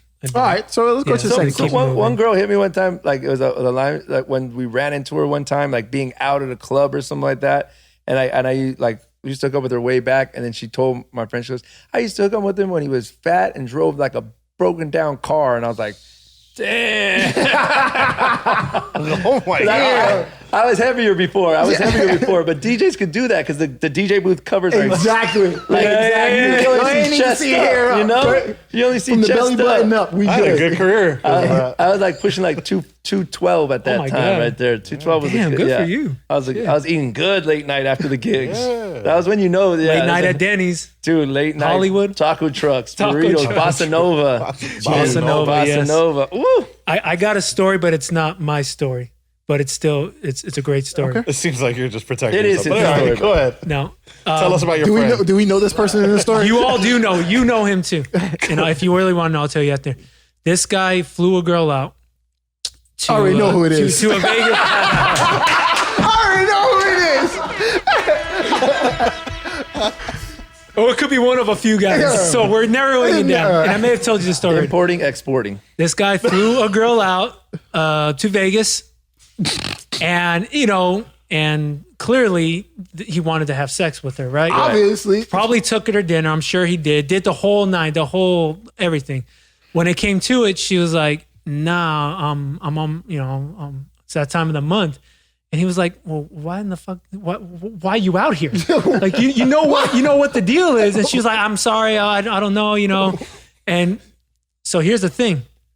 He said, I got an early flight, got to get out of here, do your thing in the morning, take your time, whatever.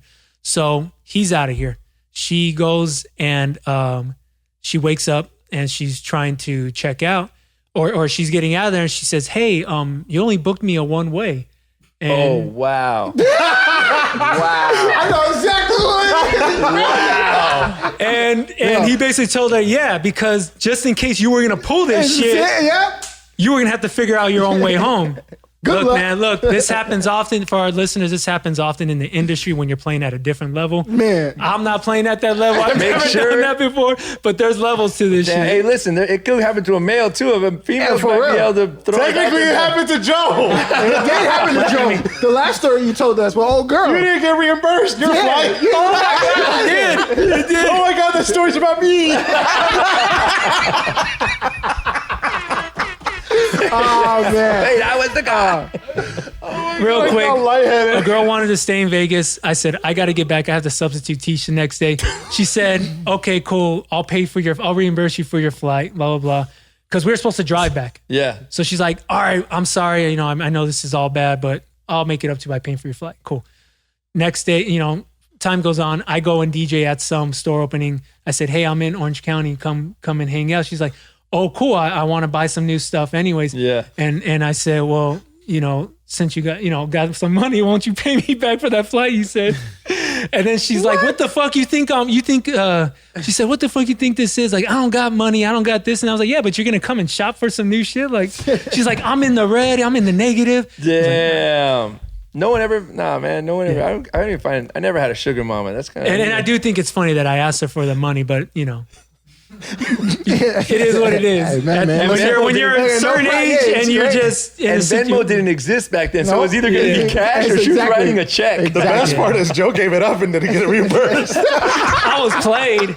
I got to drive out there. I'm pretty sure I paid for room service. Oh, man. Damn, I'm that girl. That's a good one, though. That's a good one. I'm that girl in the story. All right, One more? Yeah. Which one? Craziest place you had sex in. You want to do that one? All right, cool. That's the one. Wildest, craziest place that you ever had sex at. Since Daytime on the beach in Turks and Caicos. Wow. And no one was because I was DJing this wedding out there, and it was like, I guess like pretty much like a private resort, and there was not really anyone around, but it was like daytime, middle of the day. Like sometimes you just gotta do it if it's there. Sometimes like, you gotta do it. And it was like. Have you ever been to Turks and Caicos? I've only been there once. That shit's beautiful. Yeah. I'm gonna make memories. It's a postcard. I'm gonna tell this on a pod one day. Memories, bro. Exactly. I'm gonna make memories. In the middle, smacked at a bar, club, whatever. Literally, we were attempting to make our way back to the car. We didn't make it to the car. Literally in the middle of the parking lot. Oh my God. And I mean, people outside the car. Outside the car, and people. The parking lot was parking was popping in there, and just fuck it. It just happens. It just happens. You gotta do what you gotta do. You gotta do what you gotta do. See, mine looks like mine's like a National Geographic picture looking thing. Right? Yours are just like in the back. Let's go.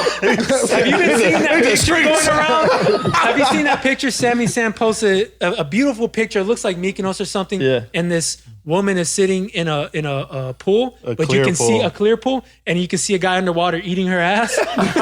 But if you look at the picture, like, man, this is beautiful. Then as your eyes scroll to the right, you're like, oh, come on, man, come on. No, I'm gonna look at that one. Was it him? It probably was like Sammy Sam. Show Vice Let for me the see. reaction purposes. That's Sammy Sam's body for sure. Oh, it is his body. That might be At Tulum. first, you're right. That's At a first, Tulum. I was like, that's a nice view right there. Like, oh, yeah, man. yeah. That was mine. I guess I'll answer. Can we go to Turks and Caicos right now? I don't even know, I want to go back now. Right? It's like a promo ad for them. So for me, it wasn't like a crazy spot, but I guess it's like a crazy situation. This girl took me out to Vegas. Did she pay for everything? Yes. Nice. My man. And took me to the Watch the Throne Sponsored. tour. Oh, my God. wow. Sponsored. Like, solid seats. Wow. Solid experience. Does she watch this pod? I don't know. We'll see. We'll find out. We're going to find out after this, right? All of our phones going to get blown up when this airs. But, it was in the bed of the suite that she got. But the reason why this is tricky is because we were also staying with her girlfriend who was sleeping on one side of the bed. And while she was sleeping on the same bed, we were slowly moving around. Oh, yeah. Getting at it. I've definitely done that before. Yeah. Shout out to my guy. The same bed. He knows who he is. Sorry, bro. I love you, though. Yeah, so, That's a good one. Yeah, I got a similar story, and two of the guys in this room were actually in the room when it happened. Woo! I can't stand it. And then there was a female DJ that we all know very well that was laying in the same bed, and I started having sex, not with that girl, but with Sam. I was having sex with Sam. With his current, his current, my current girlfriend right now. And it's funny because so and so was laying next to her, and it's going down. But it's just about really trying to be quiet because one of you is on the ground with your girl, one of you sleeping on a chair. Then there's another couple in the other bed. I do remember that. So why would we have so many people in one room? We don't never know. hey, we were on a budget. We were on a budget. We were at the Palms. It was New Year's Eve. Room That's was what New packed. Year's Eve. It was popping. It's what you do in your You weren't even 20s. drunk. You don't even drink. I know. Yeah, he Everyone was else sober was- doing that crazy shit. Yeah. That's I was trying to bring in the new year, right? Yeah. sure Trying to did. make memories. Little wiggles. And Sam and I weren't even dating at the time. We were just. Now you are. Yeah. Yeah. Now you She are. wasn't gonna let you do That was that and the not moment lock you you knew. down. That was the moment I knew Yeah. she's a keeper. Young Bula. Yeah. All right. I got a question now. Oh, let's shit. go. I got a Extended question. pod. Oh, well, this is a first. First name only. You drop the first name only because everyone always. If you want to drop first and last, you can. But everyone always knows the name. Everyone always knows the name. The first girl that fucked you up and crushed you, like where you're like, this fucking girl. Like mine was. I'll go first. Mine was his freshman year. Her name's Karina, and I was like all into her, and I was like, I'm gonna get a dozen roses, right? Like at the school, private school and everything. So everyone, it's a small school, send a dozen roses. Everyone's like, yo, like she liked it. I was hype freshman, right? I'm like, I'm the man dropping. And then she comes up, she's like, yo, I really like you, but like a senior likes me too. And I'm like, and like, then the word started spreading around like, yo, this senior's trying to get at her too. And now you know she's hot because a freshman is getting swooped up by a senior on the football team. Now I'm like, I'm way out of my league. I'm just a DJ, and DJs were like nerds. And at the time, it's like we weren't cool then and shit, right? And then everyone's like, yo, like I think you got this. You gave her the roses and everything. Everyone's hyping you up. And then she came to me and was like, yo, man, like she just came to me. She's like, yeah, like so I'm gonna date the senior, but I think you're a really nice guy. And I was like, that's cool. All right. All right. That sounds good. Everyone for like freshman year. That's how I started off freshman year at this new school. Like, Damn, yo, you bold. gave her a dozen roses and she did. Man. Man. So how did you feel walking around the school with the roses? Because you had to have She had took them. them. She kept them. What are you talking about? So you met her in the Like, morning and gave her the roses. No, they got delivered to the school. They got delivered. Oh, like, even bigger. Wow. Even bigger. Ain't shit. That's 1-800 flowers. Yeah, pre-1-800 flowers. All that, dude. I got one that's gonna top that. You know the name. You know the name too, huh? I got. Oh yeah, I know the name. That's why I said mine's Karina. Yep. My name is Sade. Ooh. Mm-hmm. Ooh. I already like where this is going. No, you don't. Trust me. Oh, you might like this actually. Dating this chick, high school as well. Yep. High school as well. I was. Was I a junior or was I a senior? I think I was a junior, if I'm not mistaken. Dating this chick. She actually lived like down the street from me. And we were dating. We were dating for a little bit or whatever. And she was at my house, and I had really no rules in my house. So I was always allowed to have girls over. So, and I lived in the basement in New York. We have basements. Yeah. So I lived in the basement, rooms in the basement. We're hooking up. As we're hooking up, she decides to tell me she cheated on me. While we're hooking up. Oh my. That's a great time to tell you, huh? Like, I don't ever condone. I'm sorry. putting my- What? I don't ever condone put my hands on a woman. But if there was ever a time that I wanted to, I didn't do it. I'm just letting everybody know I don't do it. I never did. I never did. No one lifting a legend. I didn't do it. Yeah, I didn't do it. But what was her thought process? Like, let me tell him right here. Listen, I don't know what her Yeah. thought process was, but Yes, I finished because I know that was probably the next question. Yep. I finished. Bitch, you need to get out of here. You gotta go. You got to go. You gotta go. She was being so apologetic and blah, blah, blah. And I was like, why would you tell me right then and there? Why couldn't you wait till we finished to tell me? Yeah. Yeah. You Like, feeling and then that at least, bad like, about it? Tell me At the least- next morning. Like cry, like fake the And cries. You're kind of like, the unfortunate thing about it is the person that she cheated on with me, I was cool with this dude. oh yeah. He lived in my neighborhood and I was cool with him. Oh Fuck yeah. Sade. Yeah, so Ah, that fucked me up. Sade. I'm gonna start where I'm gonna start, just to like really show you how the swift and the shift in the points went. I was up 20 where I'm starting. Okay, I was at the first party of college of my senior year. All the volleyball players there, all the freshmen are there, and a girl says, you know, these girls like you. I was like, oh, okay, cool. I was like, so she's like, just pick one and talk. They all like you. Cool. I talked to this girl, so she really likes me. We hook up a few times, and then I was like, look, this ain't gonna happen. Relationship ain't gonna happen. Cause at the time I'm playing baseball. I don't know where I'm gonna go. I plan on being drafted. You're going all that. pro. Yeah, and you ain't coming with me. You ain't coming with me. So I break that, and then I start to think like, damn, man, like I probably could have just hooked up and just kept it like that, or who knows what. But I started developing serious. I was up 20 when we started the game. For like most for most of my senior year and even leading into my fifth year to finish school off, I was just head over heels for this girl, and and I know it was because I couldn't have her. Yeah. And just like, and then I find out she's dating this football player. I'm like, what? Him? This meathead? Like, you kidding me? This jock? Oh, or did I say her name was Bree? Her name was Bree. Bree. You remember Bree? I remember Bree. I remember Like, I would have come back from college and just be I like, remember Bree. okay, even better. But no, I was head over heels for this girl throughout college, and then, you know, nothing came of it.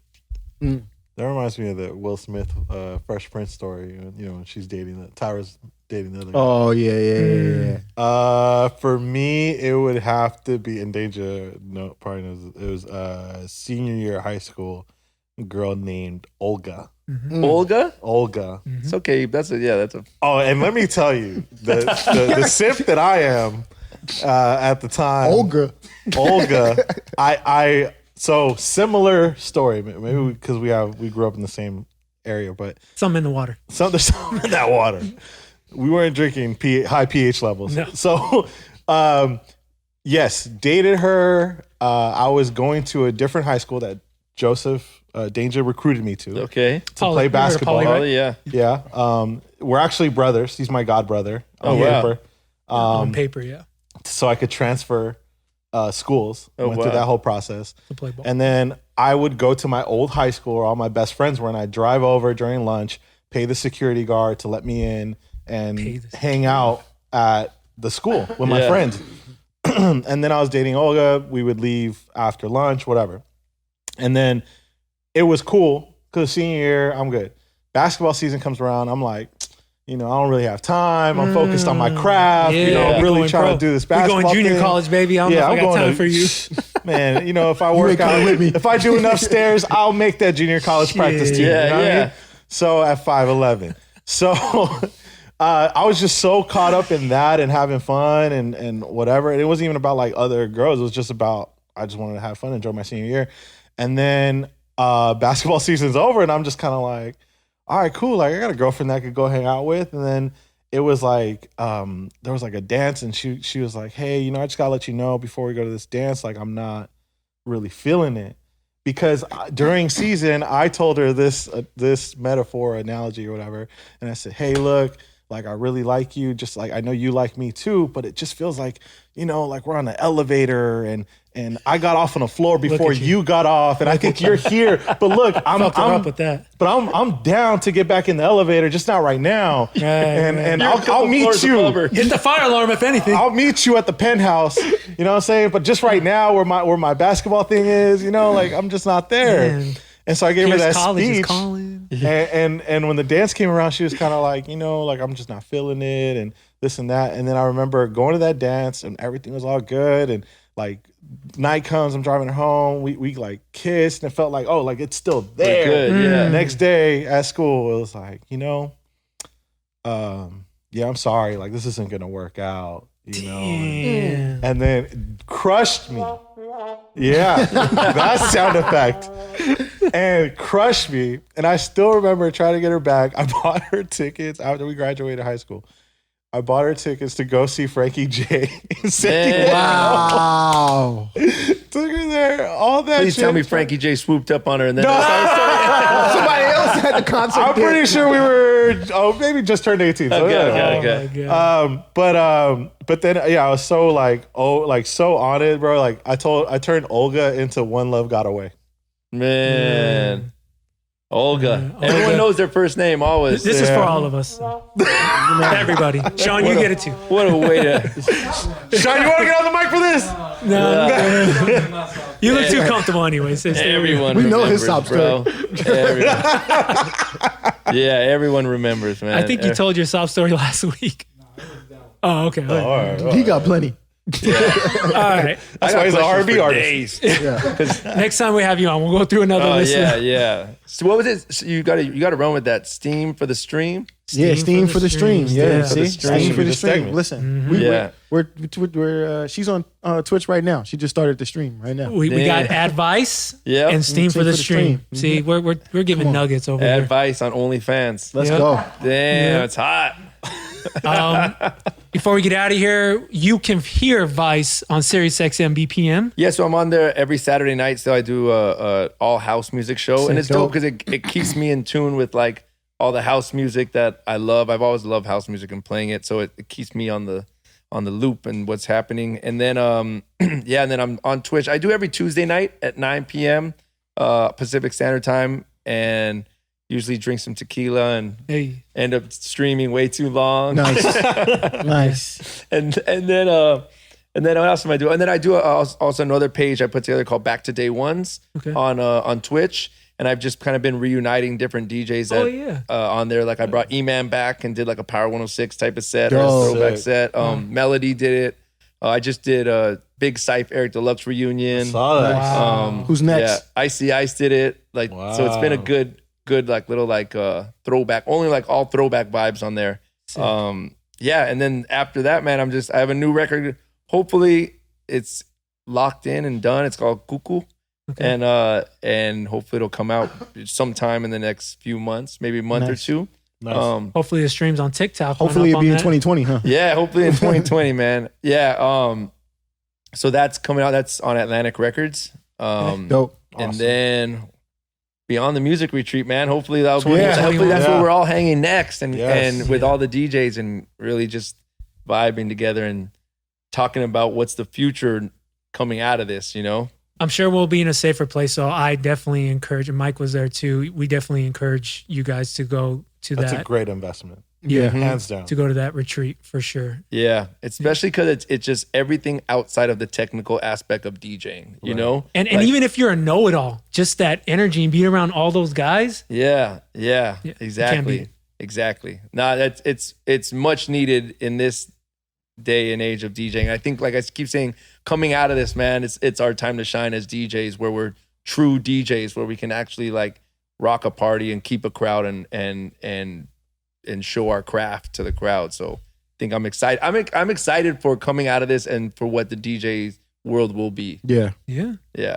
Absolutely. I just got to get my back to having iTunes fun. in order some more, which is never ending. Right? Oh, Man. Jeez. Never ends. And in our globalization show, MikiDz Radio, every Tuesday night at 8 p.m. Pacific, Standard Time. And we have Terry, Cleveland Terry. Cleveland Terry. That's right. Shout out to Check 1 2, Cleveland Terry. When are you going to recruit Vice, dude, for 30 minutes? I've done a globalization mix, but it wasn't your guys' show, No, right? it wasn't our show, but Not yet. Okay. we'll get you not one. yet. I'm Yeah, down. I get all the playlists from Edwin. Yeah. Phenom. Yeah. We'll get you Shout on. out to But maybe Phenom. we'll do like Echo- a Christmas thing, December. Like, Yeah. some Echo special does a show on there as well. He does. Echo does a mix. Yeah. Oh, yeah. That's dope, man. It's such a good channel. Yeah. It's a really dope channel to hear everybody on there. yeah, Phenom always tells me like numbers wise, they're killing it. Yeah. Streams are going up, like plays are going up. at any given moment, 10 million people are listening to Yeah, that it's channel. crazy. Putting this in the universe, the JVP should go on SiriusXM. Joe Budden podcast. I was thinking about that when he was talking about it. I was like, yo, like SiriusXM. And then have the replays we on need the YouTube. insider info. Get that stock. You listen Yeah. to Joe Budden? I actually don't. Okay. Yeah, we're big JVP guys. Yeah, I need to get into that. It's It's a long pod, though, right? You either, It is. honestly, you either It is. hate him or you love him. right. Okay. Yeah. And, There's no in between. we don't take anything he says for play serious. We know it's just jokes. But you listen to every episode? Every episode, episode, I'll, yeah. I'll 30 minutes, then I'll pick up 45 minutes Okay. another Yeah. day. Like you split it up, but it always has us. The comedy is like you can't find Yeah. it anywhere else, and the knowledge they're always kicking music, game knowledge. Like, If anything, listen to, and I'll just text you. Yeah. But the last 2 episodes, Yeah. when he breaks down why he's leaving Spotify. Oh, he's leaving Spotify? Yeah. Yeah. And To go where?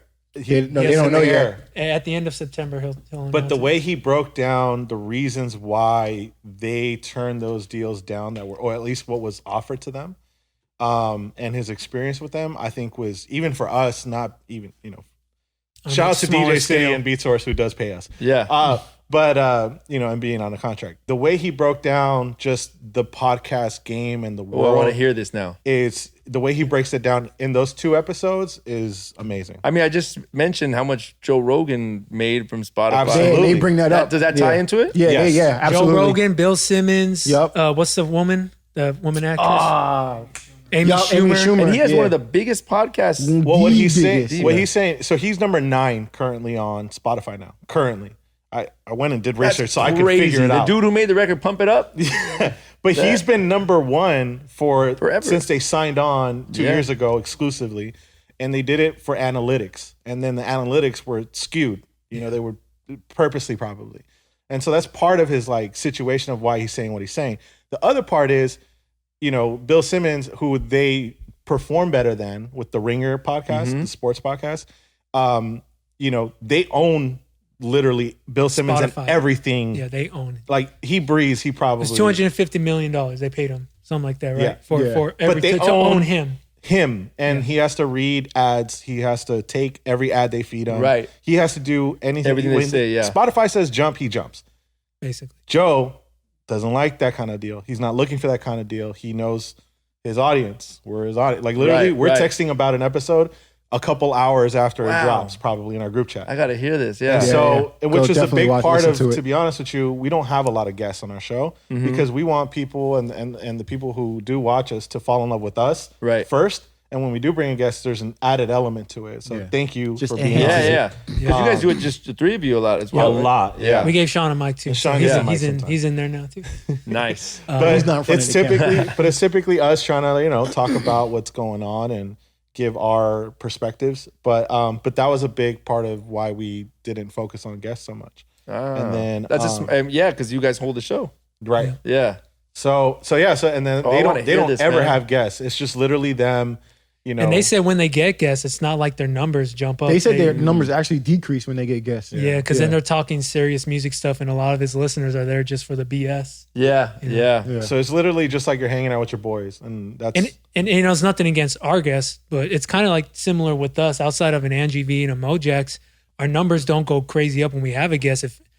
If anything, we have them on to share knowledge and just to. Right. We have Night Train on just to bullshit with him. It's not like let's get Night Train on. We need our numbers to go up. Right. You know? It's kind of like when Joe Rogan puts a no-name comedian on. It's just Yeah. like to bring that extra element on there. Yeah. Yeah. Yeah. Oh man, I'm in. I'll Yeah, listen go to the listen Joe to it. Budden I'll shoot after you- I catch up on all your episodes. 62. Hey, thanks, man. Good luck. 62, man. 62. Congrats to that. Yeah, Appreciate thank you, you. man. Consistency. Yeah, Yeah. that's it. Before Man. we go, real quick, shout out to BeatSource and Serato. Oh my God, Yeah. how can we teaming up, and Oh, yeah. come October, Look, the revolution is here The beta version is out now, though, right? for us.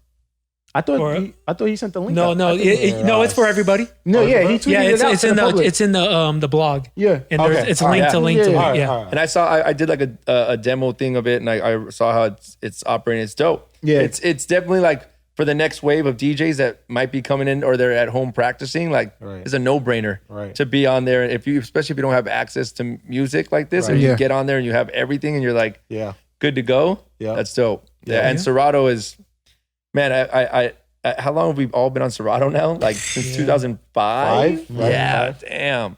So for this integration, that's hype. Yeah. It's Game where changer. the technology is going. And for Streams. Yeah. for those that don't know, like I love how they put it. We're in a different sandbox.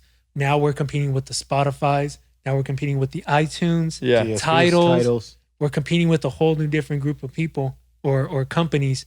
And so they've essentially are separating themselves from everyone else that all the pools that we all know. And artists get credit for Artists now. get So credit, that's going to be the biggest part of it. I think that's going to make people or clubs and it's all have to legal. ship. Dude, there's like crazy things that I heard like that where they still go off like club charts to pay artists out. Like, oh, this is what they're playing in the club. And they're still paying like Debbie Deb big royalty checks because they think that's what they're playing in nightclubs. BMI. And stuff. Yeah, BMI. Yeah, like as Like, where you're like, as a what producer, are you talking about? I can say, hey, I spun at this club and these are the songs I played. And I can just put a bunch of Dainjazone tracks. Yeah. And they owe me money for it. Right. Yeah. No, so I'm glad that that's another aspect to that where everything's charted and like accounted for what's being played and what's being downloaded on. Like, yeah. Yeah. Sweet. Hype. Well, Man, we appreciate it. Thank you. We appreciate Steam you for the jumping on. stream. Yeah, let's Steam for the stream and Let's go. advice coming soon. Advice. soon. Steam for the stream. MikiDz Podcast checking out. Yeah, Peace, we- y'all.